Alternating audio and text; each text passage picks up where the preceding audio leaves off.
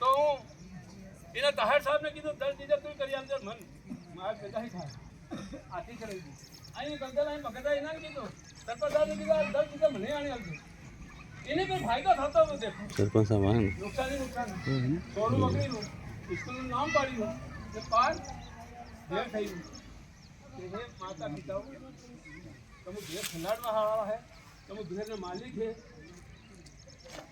तो हमारे विचार करो ने खेती बैठ के तेरा बात तड़बिया ही निर्णय ली मैं कागज छपाड़ी बिना बात ये आप लोगों की बैठक यहाँ पर रखी गई है, किस संबंध में रखी गई है बताएं। ये हमारे आदिवासी समाज सुधार दहेज डापा डीजे दारू इनके ऊपर प्रतिबंध लगाने के लिए समाज सुधारनी बैठक।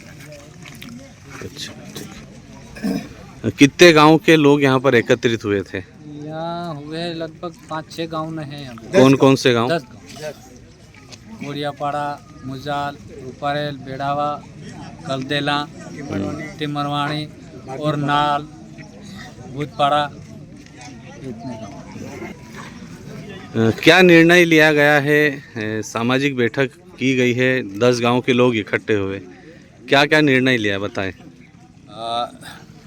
वैसे तो ये अभियान समाज जागरण का पूरे ज़िले में चल रहा है और उसी के अंतर्गत आज यहाँ पर बैठक रखी गई थी कि हमारे समाज में आज इतनी तकलीफ तो नहीं अनाज पानी की, पैसा भी ठीक है, कमाई भी आ जाती है, सब हो जाता है। उसके बाद में फिर भी जो है हमारे लोग यहाँ से बाहर काम पर चले जाते हैं, त्योहारों पे आते हैं, उसके बाद वापस गांव के गांव खाली, आधी जनसंख्या अभी नहीं है।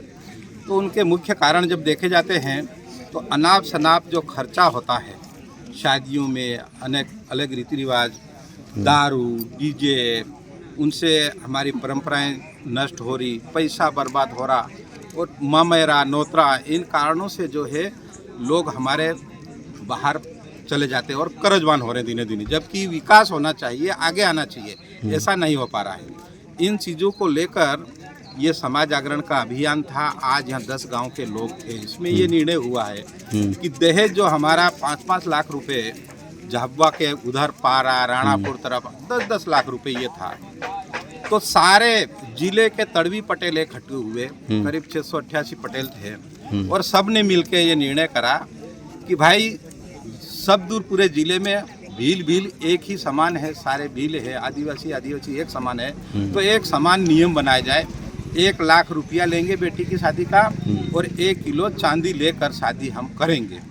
ये निर्णय पास हुआ तड़वियों के बीच में और उसी का प्रचार प्रसार करने के लिए हम यहाँ आए थे। दूसरी बात ये थी कि आजकल ये गलत परंपराएं आ गई, पाश्चात्य संस्कृति आ गई, डीजे पीजे अन सन, इसके कारण 14 साल 15 साल बिगड़ रहे हैं, उनका माइंड विचलित हो रहा है। उस कारण जो है यानी कि युवा अवस्था 18 साल के नहीं होते उसके पहले भाग जाते हैं, एक प्रेम में फंस कर एक दूसरे के साथ में और झगड़े पड़ते हैं, उसके भी अनाप शनाप दहेज मांगा जाता है।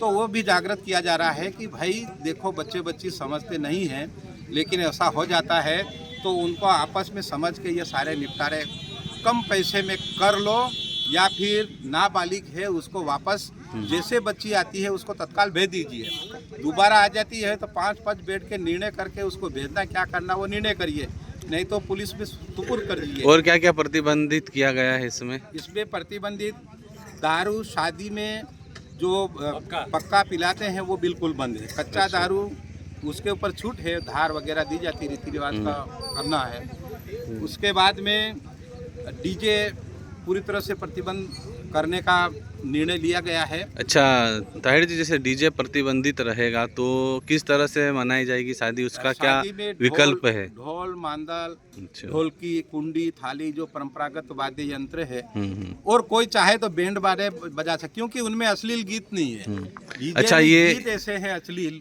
उसी से बिगाड़ा हो रहा है। अच्छा, अगर ये नियमों को यदि कोई नहीं मानता, उसका उल्लंघन करता है, तो उसके लिए क्या आप लोगों का नियम बना है? नियम का उल्लंघन करने वाले के लिए पहले तो हम मानसिक तौर से उनको तैयार कर रहे हैं तैयार हो जाते हैं बहुत अच्छी बात है, क्योंकि अभी ये अभियान की शुरुआत हुई है, हो जाएंगे हमें लग रहा है।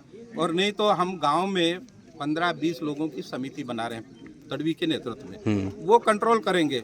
और उसके बाद भी अगर कोई व्यक्ति नहीं मानता है समझाने के बाद, तो फिर कानूनी कार्रवाई के लिए हमने एसपी साहब, माननीय कलेक्टर महोदय से भी चर्चा की है और आदेश आ चुका है, अभी अमल में नहीं लाया जा रहा है। अगर कोई बजा रहा है या कर रहा है, उल्टा जा रहा है, तो उसके ऊपर कानूनी कार्रवाई होगी, जब्ती भी होगी। ये नियम कानून है उसके लिए।